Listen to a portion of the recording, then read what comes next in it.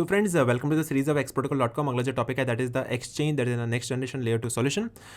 The X chain utilizes MT for main chain transaction verification and ZK rollups.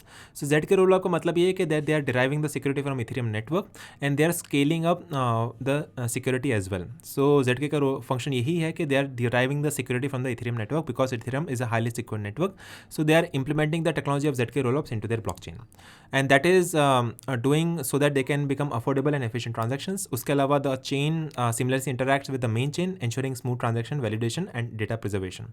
Organization can safely enhance their application on the secure TheX chain testnet for heightened security and privacy. ZK snarks enable secure transactions, empowering the businesses in dynamic Web3 environment. The exchange drives innovation and growth. So this is the exchange data that is available, and this is a layer 2 solution. So it is built on layer 1 solution. That is why it is the name having layer 2 solution. जैसे कि for example Ethereum is a layer 1 solution, Polygon is a layer 1 solution, and because they have implemented the ZK rollups which is built on Ethereum blockchain, that's why this is a layer 2 solution.